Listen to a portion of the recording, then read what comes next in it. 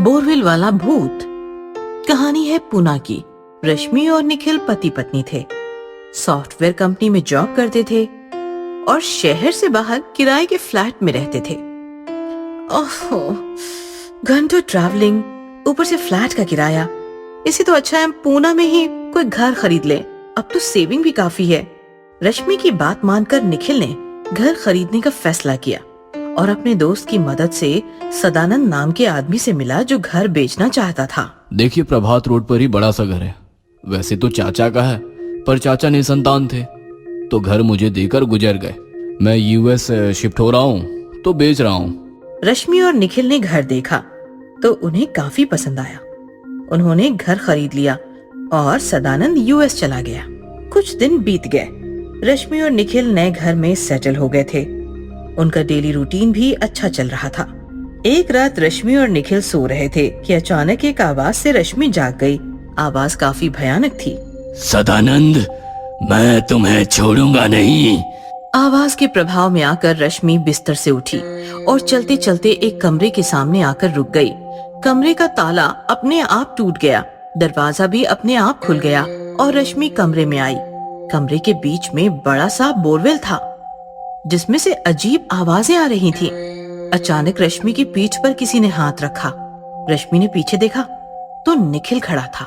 रश्मि, यहाँ क्या कर रही हो? निखिल का ध्यान बोरवेल पर जाते ही वो चौंक गया।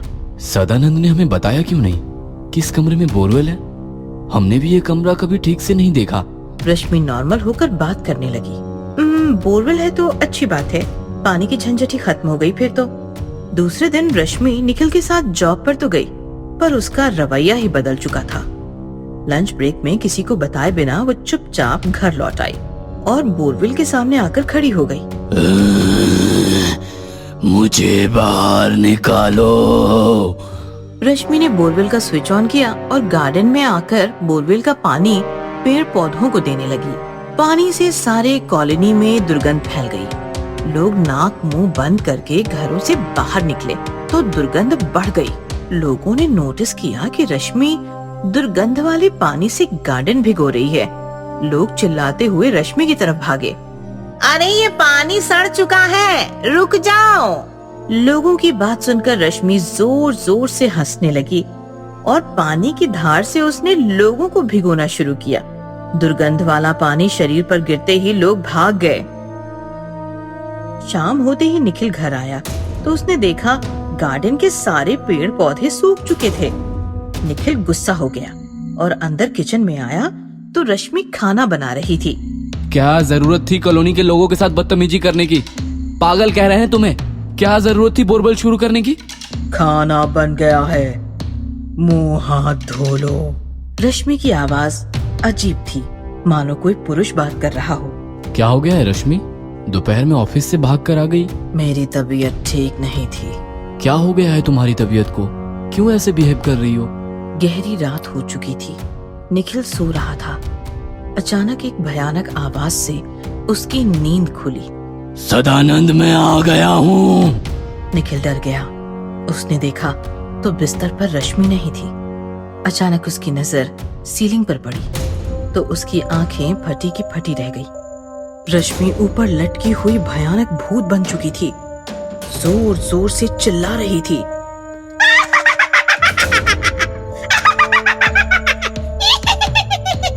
मैं आ गया हूँ सदानंद, मैं तुम्हें मार दूंगा। ऐसा कहकर रश्मि निखिल की छाती पर कूद पड़ी और उसने निखिल पर हमला किया। रश्मि छोड़ो, क्या हो गया है तुम्हें? रश्मि निखिल पर लगातार वार करती रही। निखिल ने रश्मि को फेंक दिया और भागता हुआ बोरवेल के कमरे में आ छिपा। निखिल ने मोबाइल निकालकर सदानंद को कॉल किया। सदानंद, क्या किया है तूने? मेरी बीवी पागल हो गई है, बार बार तेरा नाम ले रही है। और ये बोरवेल, ये सब क्या चक्कर है? सदानंद ने हंसते हुए कहा। माफ करना दोस्त, हुआ यूं कि मैंने चाचा की सारी प्रॉपर्टी हड़प ली और उन्हें मार के बोरवेल में दफना दिया। चाचा का भूत सता रहा था, इसलिए घर बेच के यूएस शिफ्ट हो गया। अब मेरा कोई कुछ नहीं बिगाड़ सकता, ना इंडियन पुलिस, ना इंडियन चाचा का भूत। ऐसा कहकर सदानंद ने फोन कट कर दिया लेकिन सच सुनकर निखिल की हालत बिगड़ गई थी। मतलब चाचा का भूत रश्मि पर हावी है और मुझे सदानंद समझकर मारना चाहता है। तभी दरवाजा तोड़कर रश्मि अंदर आई और चिल्लाने लगी, मेरा घर, मेरी जायदाद हड़प कर मुझे बोरवेल में दफना कर। तू यहाँ छिपा है सदानंद, मैं तुम्हें नहीं छोड़ूंगी। चाचा, मैं निखिल हूँ, सदानंद नहीं। लेकिन रश्मि ने निखिल को बोलने का मौका नहीं दिया। उसने निखिल को पकड़ लिया, खींचकर बोरवेल के पास लाई और निखिल के साथ साथ उसने बोरवेल में छलांग लगाकर अपने साथ साथ निखिल की जिंदगी भी छीन ली।